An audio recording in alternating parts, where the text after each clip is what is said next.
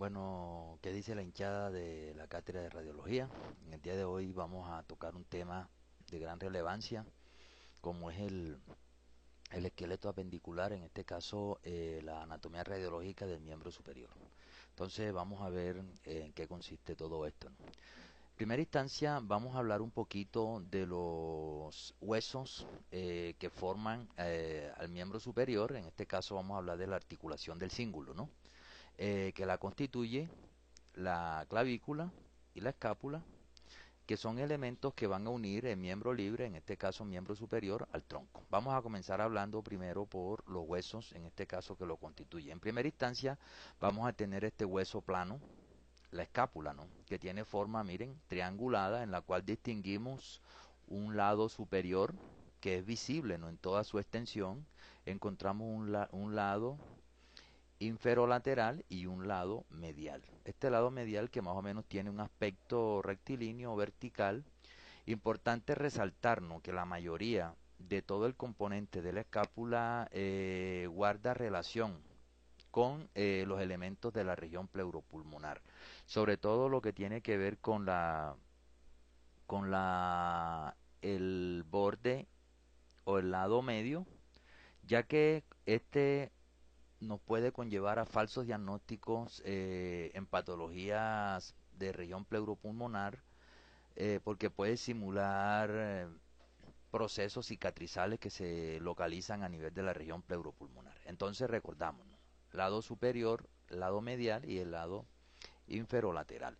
Vemos nosotros que en la confluencia de estos lados, en el lado superior y medial, aquí se me forma un ángulo, el ángulo superior, aquí tengo yo otro ángulo, el ángulo inferior, que va a estar localizado más o menos en el primero, segundo, tercero, cuarto, en el quinto espacio intercostal correspondiente, ¿no?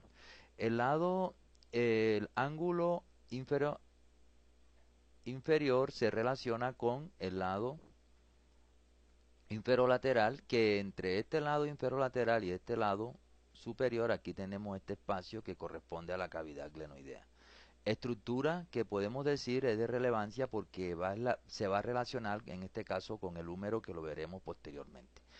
La escápula, si ustedes atentos, vamos a observar que se guarda relación con este pequeño espacio.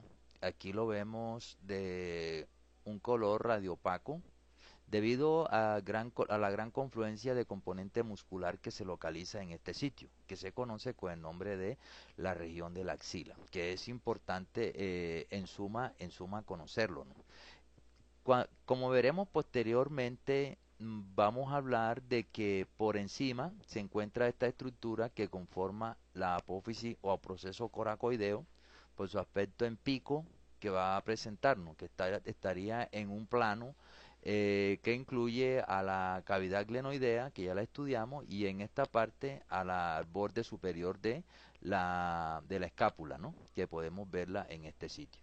Es importante resaltar que aquí este borde que corresponde a la cavidad glenoide más esta parte, este espacio y este otro espacio que tengo aquí, este pequeño espacio delimita un espacio que en anatomía se conoce con el nombre de desfiladero clavicóraco costal, que es el sitio por donde van a pasar los fascículos del plexo braquial, que es importante desde el punto de vista clínico, ya que cuando tenemos alteraciones, sea a nivel de la escápula, sea a nivel del proceso coracoideo, o sea a nivel del tercio medio de la clavícula, sea fracturas, pueden lesionar a este paquete vasculonervioso que va a pasar por este pequeño estrecho, ¿no? El desfiladero clavicóraco costal, por la relación que hace entre clavícula, borde o reborde de las costillas y el proceso coracoideo. Ok, entonces continuamos ahora con esta estructura que se desprende aquí del borde superior, que incluye a lo que es la espina de la escápula.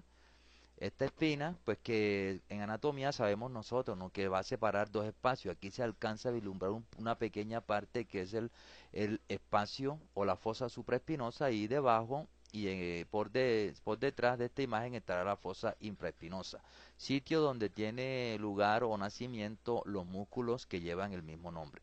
La espina de la escápula se proyecta para formar esta estructura que se llama el olecranón.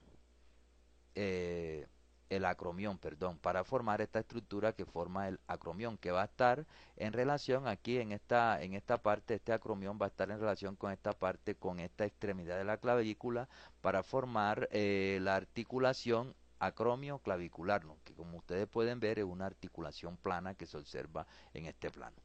Seguidamente continuamos hablando de la clavícula como estructura. Entonces la clavícula representa esta estructura que estamos señalando. Aquí en color punteado o color verde estamos resaltando su periósteo, en la cual podemos distinguir que la clavícula es un hueso plano. Miren que tiene forma de una S itálica. Va a tener dos extremidades, ¿no? Esta extremidad medial dilatada que se articula con el esternón, denominando o constituyendo la articulación externo-clavicular, y esta extremidad, en este podemos decir estrecha, que se articula con el acromión para formar la articulación acromio-clavicular. Entonces, la clavícula, como podemos ver, su mitad medial va a ocupar gran parte o está ocupando parte de la región superior de la región pleuropulmonar, de modo que el periósteo superior con el reborde de las costillas delimita este pequeño espacio que será el sitio que conforma a la cópula del pulmón, ¿no? Importante, y esto pues nos demuestra que el pulmón tiene un segmento que se hace supraclavicular y que una pequeña parte de él se palpa a nivel de un pequeño espacio localizado que se conoce con el nombre de fosa supraclavicular, ¿no?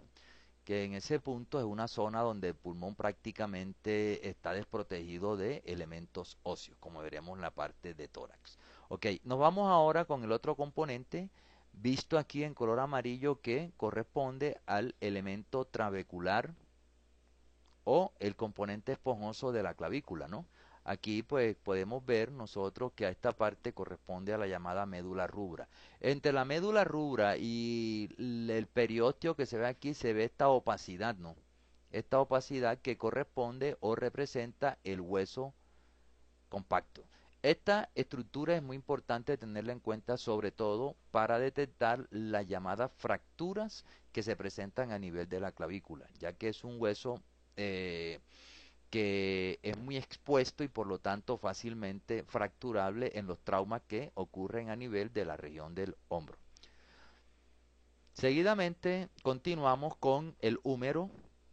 En esta vista, nuevamente postero anterior, vamos a hablar de los accidentes que van a formar al húmero. Aquí vamos a encontrar su cabeza, que podemos ver tiene forma de una semicircunferencia, ¿no? En este territorio, que va a corresponder a una de las carillas articulares que forma la articulación del hombro. Y esta parte o este borde casi plano corresponde al cuello anatómico.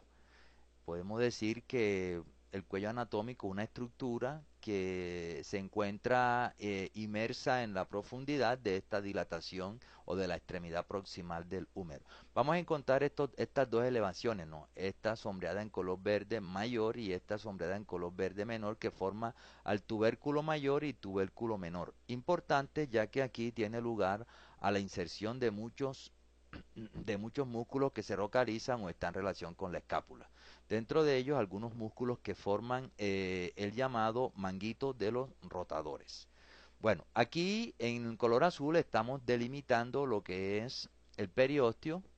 Ya, miren que por debajo está limitado por este componente o esta opacidad que representa el hueso compacto, y en la parte más íntima vamos a encontrar aquí el hueso trabecular o esponjoso que corresponde a la médula rubra, ¿no? Entonces, entre esta línea blanca y esta línea azul, este espacio comprendido entre ellas es lo que forma el periósteo. Es importante resaltar que este periósteo tiene un gran valor cuando nosotros vamos a hacer la clasificación de las diferentes fracturas, ¿no? Sea las fracturas incompletas o sea las fracturas completas, en donde hay solución de continuidad de estos componentes periósticos. Muy bien. Entonces, ahora nos vamos con la extremidad distal, donde nos está mostrando también aquí el periósteo. El periósteo, en este caso del húmero, aquí nos está mostrando estos accidentes terminales que corresponden a los cóndilos, cóndilos mediales y cóndilos laterales. Aquí tengo el epicóndilo, aquí el epicóndilo, aquí se alcanza a ver este relieve con una discreta opacidad que va a ser, está representado por los músculos epicondilios laterales que comprende a los extensores y aquí a los epicondilios mediales que van a corresponder a los flexores. Vistos en esta imagen, esto sería el territorio o el componente o esta opacidad da lugar al componente de los músculos flexores o de la cara anterior del brazo y esta parte da a los músculos extensores que corresponden al componente posterior. Seguidamente vamos a encontrar en la parte más interna el hueso trabecular, perdón, que aquí esto va a representar a la médula roja o la médula rubra, que sabemos nosotros, este es un órgano hematopoyético porque está en condición de producir, en este caso, los elementos formes que conforman a la sangre, los glóbulos rojos, ¿no?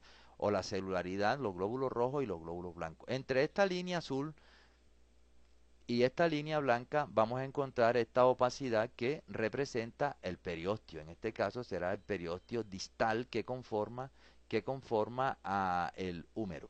Entonces, estos son los principales accidentes que vamos a encontrar en esta estructura. Entonces, ahora continuamos con las articulaciones que van a formar la parte proximal, ¿no? Entonces, en la parte proximal vamos a encontrar la articulación glenumeral, cuyos huesos que lo constituye van a ser la escápula y el húmero. Entonces la escápula va a participar con esta estructura aquí señalada en color amarillo con un reborde en color negro que se llama la cavidad glenoidea. Esta cavidad glenoidea va a tener aquí o en su superficie vamos a encontrar un elemento cartilaginoso para aumentar esa superficie articular con la cabeza del húmero que corresponde al labro glenoideo. Este labro glenoideo es de relevancia clínica ya que en algunos procesos traumáticos va a presentar alteraciones en las cuales puede parte de su contenido incluirse en la articulación y originar los llamados pinzamientos del labro glenoideo. Seguidamente vamos a encontrar aquí la cabeza del húmero, que es el otro componente que forma la superficie articular. Como ya hemos dicho, aquí tengo la cabeza que tiene una forma de semicircunferencia, ¿no? La cual encaja específicamente aquí en la cavidad glenoidea, cuya superficie ha sido aumentada por el labro glenoideo. De modo que esta articulación, por tener estas superficies, se va a clasificar en primera instancia como una articulación sinovial que va a presentar, que se caracteriza por presentar gran movilidad, cuyos movimientos los realiza en todos los planos, ¿no? Plano sagital, plano coronal, plano transversal o plano axial. Y por presentar movilidad en todos los planos, vamos a clasificar a esta articulación como una poliaxial. Es una de las pocas que va a presentar esta clasificación, ya que es una de las pocas que presenta gran movilidad a nivel de el organismo. Bueno, muy bien. Entonces nos dirigimos ahora a la parte distal en esta imagen, una imagen postero anterior, en la cual estamos viendo esta región que es la parte derecha o la parte lateral y esta es la parte medial, ¿ya? La parte medial y esta es la parte lateral. ¿Cómo reconocemos esto? La presencia del cúbito, ¿no? Que es este hueso que encontramos aquí, el cual el cúbito sabemos nosotros que siempre es lateral y la ulna va a ser siempre medial. Entonces procedemos a describir la articulación del cúbito. Entonces la articulación del cúbito es aquella que se forma por tres huesos. En la parte superior por el húmero, que ya los hemos estudiado. En la parte inferior vamos a encontrar lateralmente el radio y medialmente vamos a encontrar la ulna. Entonces, vamos a encontrar unas superficies articulares. Aquí encontramos esta superficie articular de la ulna que va a formar el olecranón en la parte más superior y la apófisis coronoide, ¿no? Aquí estamos viendo la cápsula articular que va a estar limitada por este componente del húmero que corresponde aquí a la tróclea, ¿no? Entonces, entre la tróclea y la apófisis o proceso coronoideo nos queda aquí la cápsula articular. Entonces esta articulación, como podemos ver, es un gínglimo, el cual va a realizar movimientos en el plano sagital que va a producir los movimientos de flexo-extensión, ¿ok? Que lo vamos a encontrar en este sitio. Hacia lateral vamos a encontrar en la otra articulación que la forma estará formada por los componentes del húmero y el radio, por lo que será o se denomina articulación húmero-radial. ¿Cuáles son las superficies articulares? Aquí interviene esta parte de la ulna, perdón, del húmero que se conoce con el nombre de capítulo, el cual la parte inferior va a ser la superficie articular y vamos a encontrar que el otro elemento que participa, aquí tengo la carilla articular del radio, de la cabeza del radio, que serán los dos elementos que van a participar en esta articulación, ¿no? Y aquí tengo la cápsula articular, que será esta que tengo aquí. Hacia medial e inferiormente, inferior a las otras, vamos a encontrar esta superficie articular que corresponde a la ulna, también conocida esto como escotadura sigmoidea menor o carilla articular cubital para el radio, y aquí voy a encontrar la otra carilla articular de radio para la ulna para formarme esta articulación que toma el nombre de articulación radiocubital proximal, ¿no? Entonces sabemos nosotros que aquí la cabeza de radio encaja en esta escotadura de la ulna.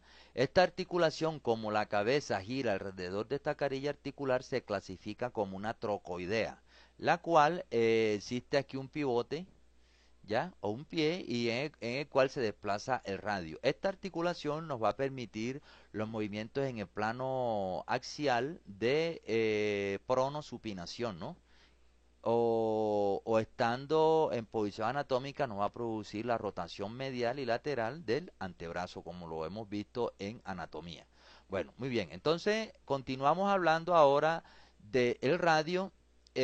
Aquí vamos a encontrar que el radio tiene una extremidad proximal. Aquí tengo la cabeza, aquí tengo el tubérculo radial, que es el sitio donde se inserta el tendón de músculo bíceps braquial.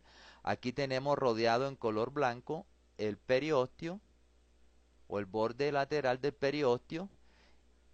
Como pueden ver, el radio corresponde o tiene una ubicación lateral en la radiografía. Vamos a encontrar que tiene una extremidad proximal y una extremidad distal. La extremidad proximal corresponde a la cabeza y la extremidad distal es estrecha, la extremidad distal va a ser dilatada. Entonces, en relación con esta estructura, aquí en color salmón vamos a encontrar lo que es el componente óseo trabecular o hueso esponjoso de menor densidad, y entre esta línea sombreada de color salmón con esta línea blanca encontraremos el periósteo, que está representado aquí por hueso compacto, ¿no? De gran relevancia porque es el que se altera cuando se van a presentar las fracturas que comprometen a toda la extensión del radio.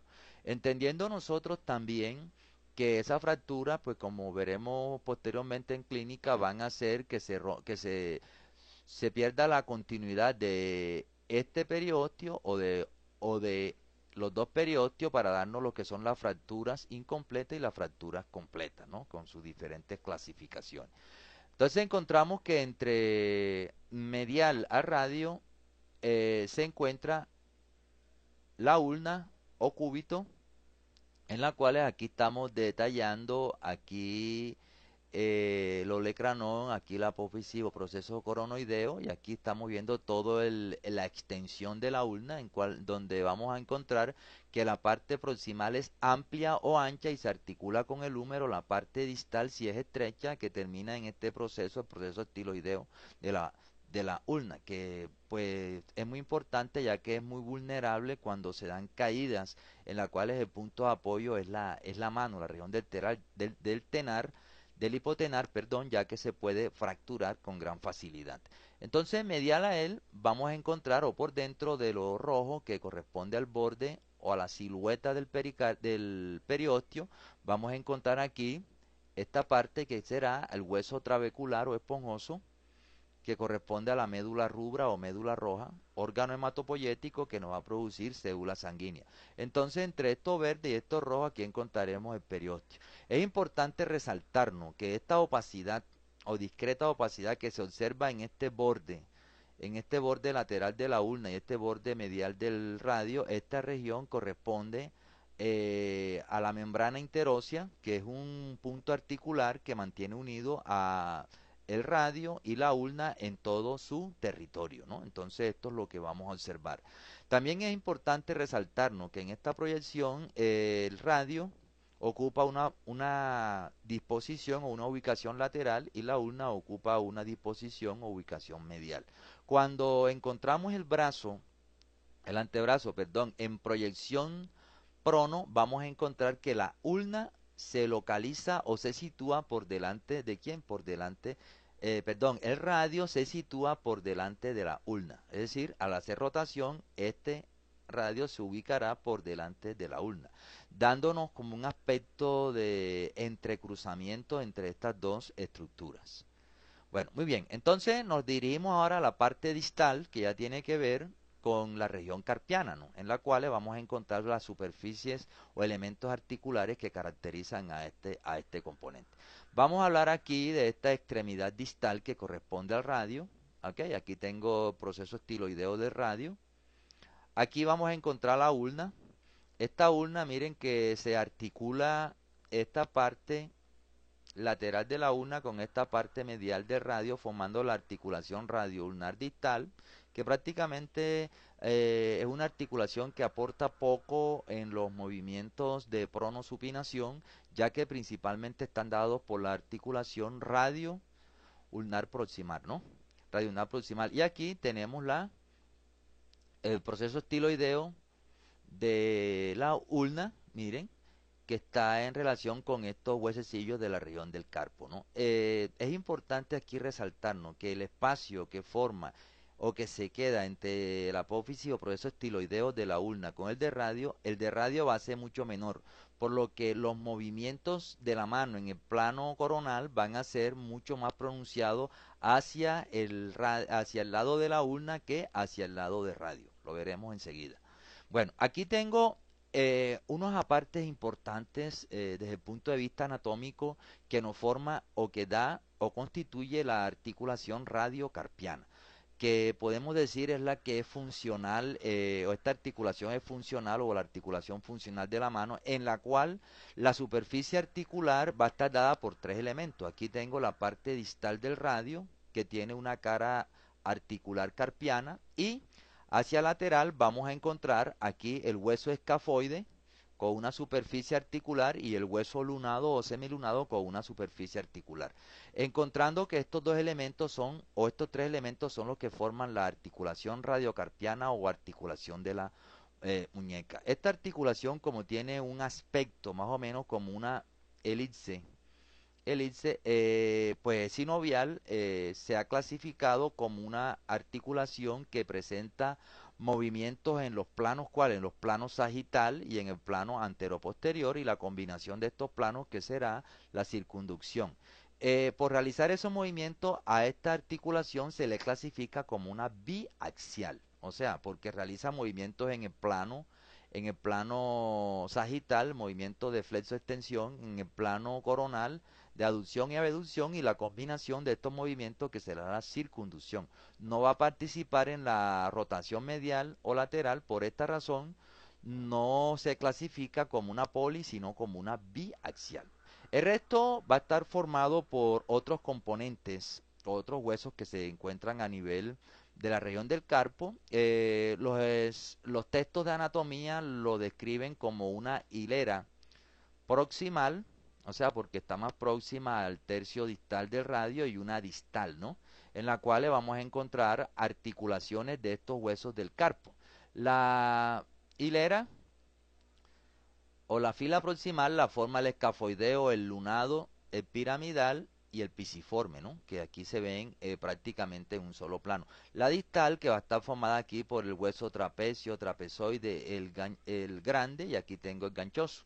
Que finalmente se articulan entre sí para dar las articulaciones intercarpianas y también articulan con esta región que corresponde a la región metacarpiana, que luego definiremos cada una de las articulaciones que la van a constituir.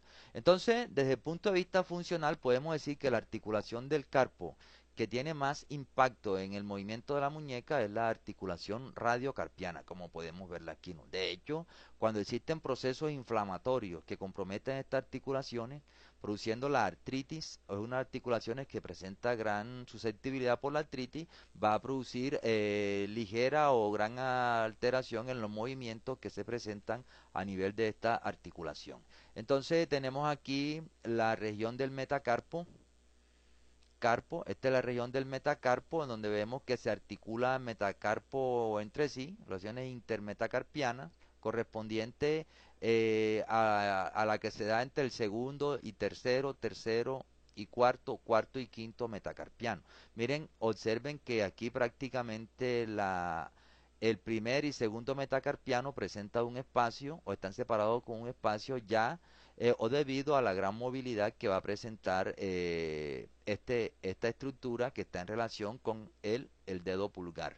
Es importante también aquí resaltar los periosteos, estructuras que son de gran relevancia ya que esta región es fácilmente fracturable y es de suma importancia que aprendamos a identificar el hueso compacto aquí como esta gran opacidad y el hueso trabecular que se ve como una discreta densidad baja o una hipodensidad o radiolucidez en comparación con el periósteo. Entonces, esta parte es importante reconocerlo, ya que tiene gran valoración en procesos degenerativos de las articulaciones de la mano, en las artropatías degenerativas.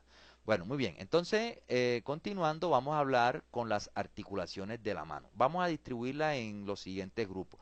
Aquí podemos observar las articulaciones que se dan entre los metacarpianos entre el carpo, ¿no? Esta articulación que se da entre el carpo son articulaciones planas que van a presentar discretos movimientos, ¿no? Por lo que se clasifica desde el punto de vista funcional en articulaciones artródias, porque realiza pequeños movimientos o sus movimientos son de cizallamiento, ya que la superficie que participan son articulaciones planas. Seguidamente vamos a encontrar aquí esta articulación de encaje recíproco, en donde encontramos aquí el metacarpiano, primer metacarpiano articulándose con este hueso de la segunda fila del carpo, que nos da la articulación, esta articulación muy móvil y que está en relación con el dedo pulgar, ¿ya? Debido a la gran funcionalidad que presenta esta estructura anatómica. Luego vamos a encontrar las articulaciones que se llevan o se dan entre el metacarpo y las falanges, ¿no? En este caso la falange proximal, formando las articulaciones metacarpofalángicas, que estas se clasifican como condilias sillares, en la cual una superficie encaja específicamente en otra y va a realizar movimientos en el plano sagital y en el plano coronal, ¿no? Que va a permitir los movimientos de flexo-extensión en el plano sagital y los movimientos de aducción, de aducción y abducción, como podemos verla, ¿no? Finalmente vamos a encontrar las articulaciones que se llevan a cabo entre las regiones falángicas, en donde podemos resaltar que el pulgar presenta una sola articulación, ¿no? La interfalángica, articulación interfalángica, mientras que los demás dedos, segundo, tercero, cuarto y quinto, van a presentar articulaciones interfalángicas proximal y articulación interfalángica distal. Entonces, a estas articulaciones, como tiene un aspecto de encaje, se le conoce con el nombre de articulaciones trocleartrosis, ya que existe una trocleopolea que interviene en este tipo de articulación, en la cual podemos decir que los movimientos que se realizan se hacen en el plano en el plano sagital para facilitar o producir los movimientos de flexo extensión. Entonces, esto es lo que nos compete con respecto al miembro superior. Finalmente quería decirles que estos huesos de la región falángica debemos diferenciar claramente la región perióstica, ya que como dije anteriormente son zonas que fácilmente pueden fracturarse, el componente trabecular, mirar las cápsulas articulares que conforman cada una de las articulaciones, ya que son de gran importancia, como dije anteriormente, en procesos degenerativos o inflamatorios que se pueden presentar a nivel de las articulaciones que conforman esta región, en la llamada artropatía, ¿no? Bueno, entonces es todo lo que tenemos por hoy con respecto a miembro superior. Eh, Muchos éxitos. Continuamos con otras nuevas charlas según se nos han